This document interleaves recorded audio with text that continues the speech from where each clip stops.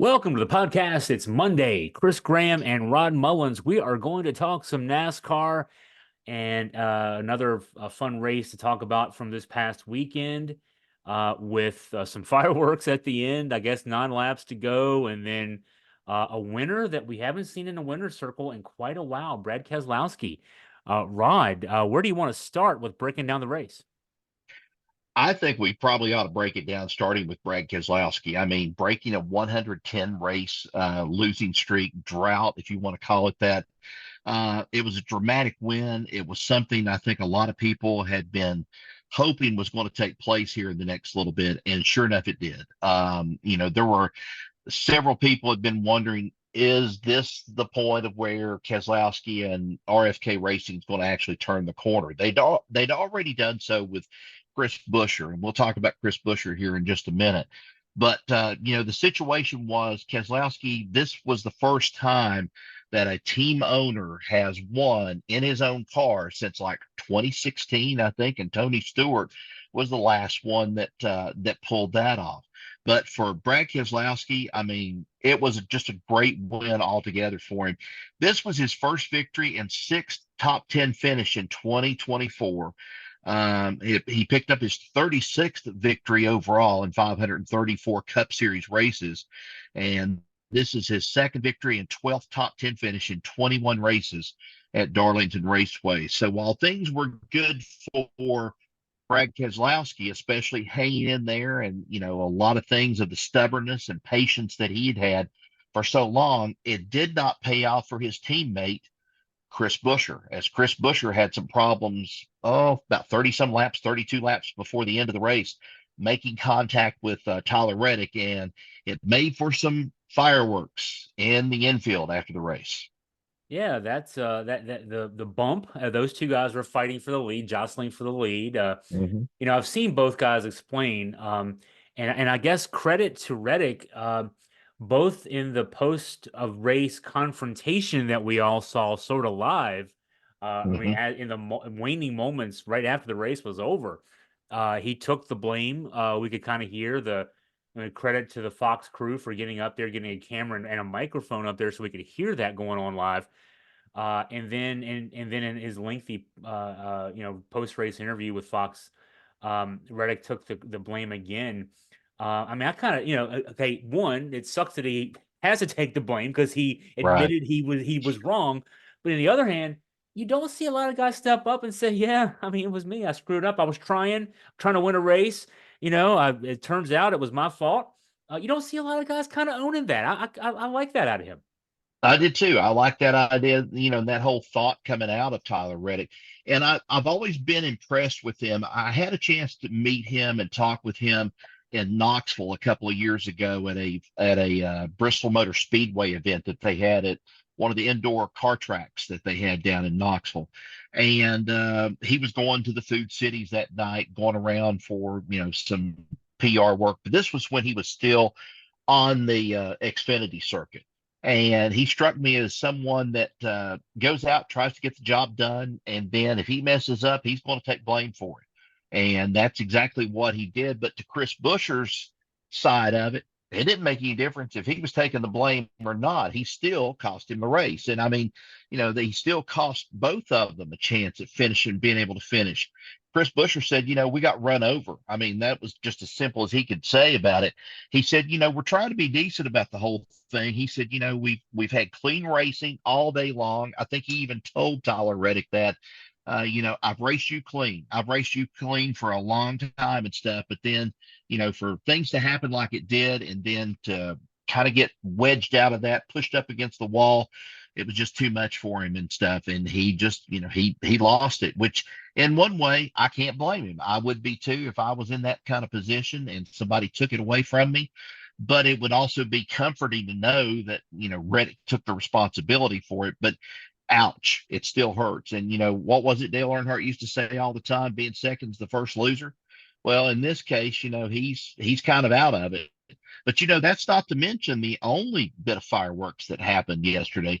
William Byron and Ryan Blaney. There's a little bit of something brewing between those two. And Ryan Blaney said, they asked him, said, "Are you gonna get back at Byron for driving at you like he did. And he said, oh, there's a time coming. There'll be a time coming where I'll get my revenge, or get even with him for that. We don't really know what the situation was. I think with Blaney and Byron, the way that they were racing with each other, but he said he's going to have to. Blaney said, I'm going to have to save payback for Byron for another time, and it could be this coming week at the All-Star race if they're in any kind of contention there.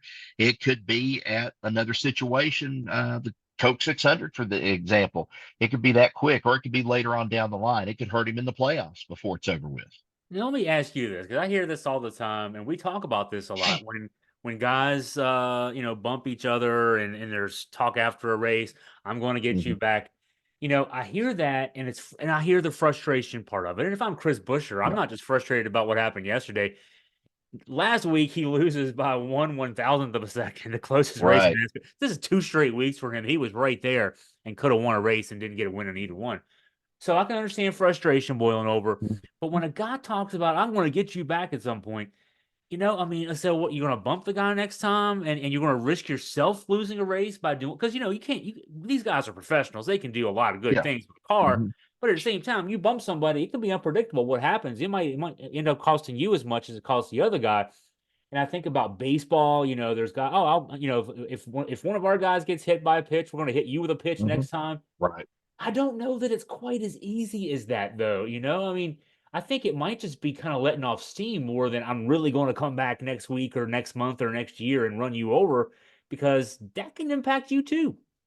Yeah, well, I mean, look at last year.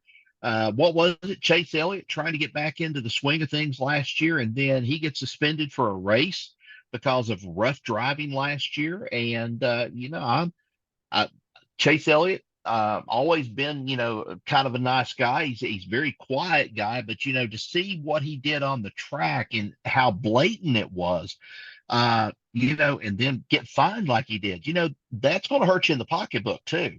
I don't know if it's a little bit of just the frustration part. I wouldn't, if I were a driver and I was in that situation, I would say face and just go and just pretty much say, well, it happened to us. We got run off, the track, or we got ran into the wall, or whatever the case may be. But I would be silent about it. I mean, I would just be silent and say, I'm not going to go and get even with him right now at this point. I mean, I think that's where we've kind of gotten this wrestling sort of mentality that's kind of come into racing here in the last several years. Because uh, how many times did I ever watch wrestling growing up, and then I'd see Dusty Rhodes saying, I'm going to get back at you. I'm going to get you and everything. And you knew it was going to happen. The question was when. And that's the thing. I believe if I were going to be a race car driver, I think if I was in that position, I think I would be keeping that in the back of my head, and then making the guy wonder, he's going to get even with me sometime. When is he going to get even with me? So I'd better watch my P's and Q's while I'm out on the track. That's me. I would kind of play coy, maybe not say a word, kind of like you said there, Hmm. Rod. It's you're not always going to be battling for a lead. You might be a lap car down one race. Oh, by the Right. way, well, this guy who bumped me 6 months ago, trying to get around me, he's going to have a hard time getting around me. Usually, Yeah. protocol is I'm going to get out of his way. Maybe I won't get out of his way. I mean, it's things like that. But Yeah. yeah, I wouldn't be so upfront about it. But then I'm the guy who on these podcasts complains that we don't have enough of the back and forth like in the old days, which helps sell Right. tickets for NASCAR. So I can kind of Mhm. see all sides of that. Um, talk about some of the other drivers yesterday who you thought had some good runs, and maybe even better than their car should have been. Ty Gibbs came in second place. Best run for him that he's had since joining, the circuit and everything. He finished up, won a couple of stage points in stage one, and won about three stage points in stage two. He came in good. Josh Berry had a heck of a run. Uh, Came in third. Denny Hamlin was fourth. Chase Briscoe rounded out the top five. Then you had William Byron in there, who, well, finished sixth to Ryan Blaney's 36th, and finishing in last place. But then you have Bubba Wallace, who had a good run yesterday, picked up for him where he was last he was not doing well here about a couple of weeks ago, and rebounds back for a seventh place finish. Alex Bowman in eighth, Justin Haley in ninth, and then Michael McDowell, who we got word this past week going to be leaving Front Row Motorsports and going over to Spire Motorsports for next year. So he'll be moving from a Ford over to a Chevrolet. And he kind of just said, I've got to go where I feel like I'm going to be, utilized the best way I can. And he said this is just something that's came around, and Spire is definitely trying to flex their muscle a little bit, and they're wanting him over on the 71 car for next year. So that was to me, I think it's a little bit of a good move for him. Ross Chastain finished 11th. Chase Elliott, a lot of people wonder about Chase Elliott. He finished 12th. He started out not in a very good position. Matter of fact, he started out 31st when he started the race, but he finished 12th on the day. Noah Gragson with another great run there. But as I go down the list, some of these drivers are not having good seasons so far, and it continues for none other than Joey Logano. Joey Logano just can't seem to buy a break here in the last little bit. He finishes 21st after starting 14th in the race. But then you had Ricky Stenhouse Jr. He's in the process, I think, just about ready to sign another extension, I believe, with JTG Daughtery, Motorsports there. He finished 23rd. Daniel Suarez, I thought this was interesting. Daniel Suarez made an apology to fans, and his apology was, we can do better than this, what we're doing right now. And I think that takes a lot of, being a man to come right out and just say that we're not running good. We're not running good, and I'm sorry that it's just not working out right. Part of this is stepping up to the plate and showing your manhood to a certain degree with this, and how well you're going to stand in, and what you have and what you don't have, and you're going to do that. And I think for Daniel Suarez to step up and do this, I think it was a great move on his part. But you had some other drivers. Kyle Busch had a great race last week, finished in 27th place after starting 11th from the point yesterday. And then Austin Dillon right beside of him. He came in 28th after starting 23rd. It looked like they had got the ship at least righted there for a little bit with the new crew chief change, but now it seems like they've just sunk to the bottom again. And then, of course, Chris Buescher finishing 30th, John Hunter Nemechek finishing 31st, Tyler Reddick finishing 32nd. And of course, all that happened just because of that wreck there in the final laps of the race, and that put them both to where they finished in there in the 30s.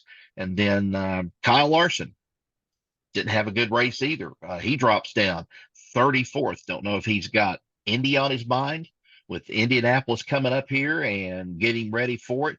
Don't know what it was, but as they have him right here, he was involved in an accident. He got 19 points out of it, but still not a good performance for him going into Memorial Day holiday weekend when they race the Coca-Cola 600. And he's going to be quite busy, I think, for the next couple of weeks, especially going into Indy race and then trying to get on the flight and get down to Charlotte in time to get there for the 600. Couple of bits of off the track news that I wanted to get into. First, Yeah. Michael McDowell is leaving Front Row Motorsports and he's Mhm. heading over to Spire. What are your thoughts on that news? I think it's probably a good move for him. He's looking, he says you can only reach a point to where you can grow so much, and then you've got to move on. And so he says this is probably the best time for him to move on. And so the Spire thing kind of came out of left field. It wasn't going to be announced, I don't think, as quick as what it was. It was just saying, I'm leaving Front Row Motorsports at the end of 2024. And then just a day or two later, it's like he's signing with Spire. And it's like somebody over at Spire has got him quick, and they've jumped on him quick in order to get him into the fold, because Michael McDowell's a good driver.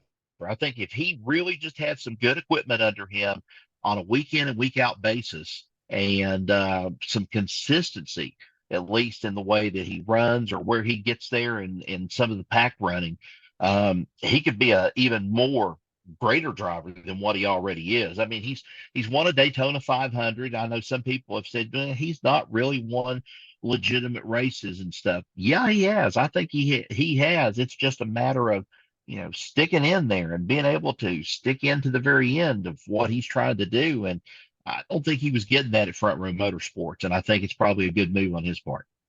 The other is this is an interesting story, and I've only come into it today myself. It's from a few days ago, I guess. NASCAR is introducing a March Madness style bracket tournament next year. It'll air on TNT when TNT comes in with some of the new media deals, where the top 32 drivers will be seeded just like the NCAA basketball tournament is, and head-to-head matchup. I guess each of the five races that'll be part of this. The winner, the guy who finishes ahead of the other guy in each of those brackets will advance to the next round, et cetera, with a $1 million prize for the winning team at the end of all this. It might be complicated, but then again, I'm thinking the NBA has done an in-season tournament, which was successful Right. this year. And they're gonna bring it back next year and even bump it up some more. I'd love to see this maybe in Major League Baseball could be a place where this could be in the future. But Mhm. NASCAR is bringing this starting next year. Your thoughts, Rod, on how this might impact NASCAR? When I first saw the headline, I said, "What the hell are they doing?" That was the first thing that kind of threw me off guard.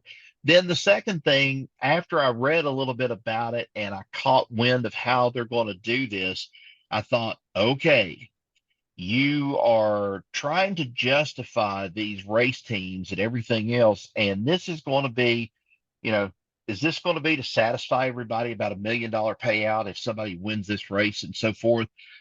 It reminds me of the Winston Million that they had several years ago. You had to qualify, so many races, you had to win so many races. And if you won that, you won the Winston Million at one of those set tracks. And Bill Elliott went away with it. I know he won a couple of times there, and he got the Winston Million. That's the reason why they called him $1 million Bill from Dawsonville at one point. So, but to me, I think it's probably one of these things to make the sport look a little bit more competitive than what it already is. It's kind of like a variation of the All Star race, but with more tied to it, I think, than just saying we're going to have an all-star race. We're going to see who lasts through the carnage and everything. But we're going to put it all on the line. We're going to see how it goes. I think it'll work, but considering right now they're in this quote unquote collective bargaining process right now. I'm wondering how many of the race teams think that NASCAR is just doing this to pad their pocket more, knowing they're going to have to give up some money down the line, or some way to keep from somebody getting a lot of money out of it, or somebody getting $1 million out of it and saying, "Okay, we're satisfied now. You kind of gave us what we wanted." I don't know. It's an interesting concept. We'll just have to wait and see, how it really takes place. I just think it's going to be carnage. It'll be carnage because if you get one of those races, it's going to be almost like it is for an all-star race. It's going to be run them off the track any way you can. I'm going to get that $1 million. I'm going to qualify for that $1 million one way or the other. Well, I'm like you, Rob. When I first saw the headline, I'm like, what are they going to be able to do? This is, we're not going to Hmm. have one-on-one racing for all this kind of stuff. And then it made sense. All right, they're going to, bracket you up and that kind of thing. And if you finish ahead of the other guy in the race, I think that can be interesting because okay, so we'll be focused on those five races, on who wins, just like any other race. But then, all right, if your favorite driver isn't in the top five or top 10 competing for the checkered flag, but Hmm. he's running 11th, and the guy he's in the bracket with that week is running 12th. I mean, you're going to see some interest all the way down the track. I think that Hmm. could be of an interesting kind of thing. And then yeah, as you get closer and closer, Final Four, the final matchup, it could lend some in season excitement, kind of like we see at the end of the season, which we all love the Right. playoffs. At first, the playoffs are the kind of thing like, I don't know about this playoff thing. We never ended the season with a playoff like they were going to do that first year, and now we all love the playoffs. So I don't know. I can see this having potential. I hope they bring it off and it comes off well. I think it's got some potential too. And I kind of go back to thinking about if these are going to be 5 races, then why not go and have these 5 races as 5 of the most challenging races and make those legend tracks, make those the tracks that have been, move your Daytona back from September or whatever and move it back into this time frame when they're going to have this in the playoff. Have your Bristol. If people are wondering about the Bristol race and the race date and stuff and being a little bit too early in April, you know, bump it down a little bit, bump it and see what happens. Of course, you're going to have Charlotte in there. Be a great way to open up North Wilkesboro again to be able to have some racing besides having the All-Star race. I think that would be 3 of the tracks right there that would kind of stand out. I don't know if you'll get Martinsville to be able to switch up and everything, but if you could get some of these legendary tracks and put them together and market this as some sort of way of the Legend Series or something going to the midway point of the season.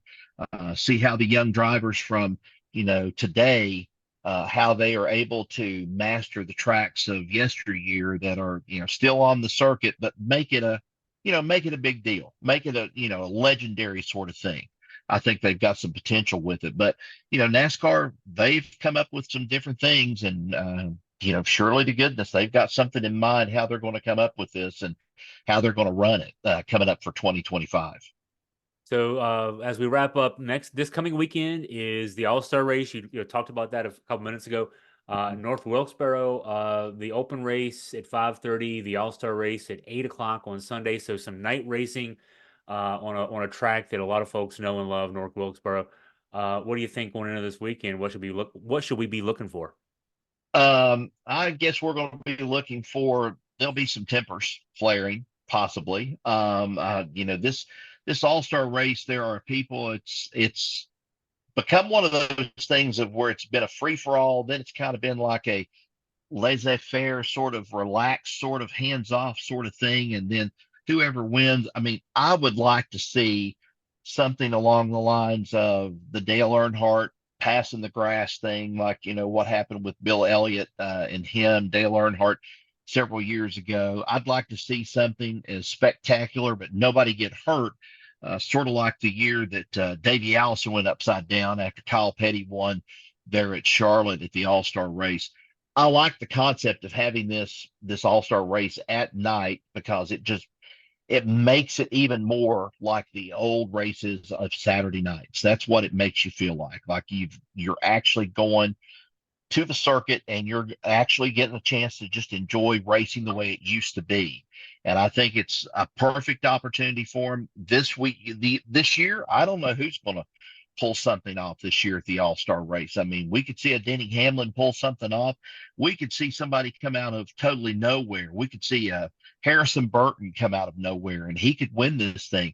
Michael Waltrip did it a couple of years ago, several years ago. He came out of nowhere, won the All-Star race, but then couldn't do anything else the rest of the season until he got with Dale Earnhardt Incorporated and then started running. So it's pretty much one of those things. It's like, okay, take a couple of die in your hand, kind of shake them up. Let's roll them. Let's see what happens. And whatever number comes up, that might be the number that ends up winning this race because it's anybody's guess what'll be pulled off on Saturday night down North Wilkesboro. Looking forward to it. Well, follow AFP. Rod will keep us up to date. And Mhm. of course, Rod and I will get back together next week and break it all down and get you ready for Charlotte on Memorial Day weekend. Hey, Rod, as always, thank you for your time and your insight. Appreciate it, Chris. Thank you.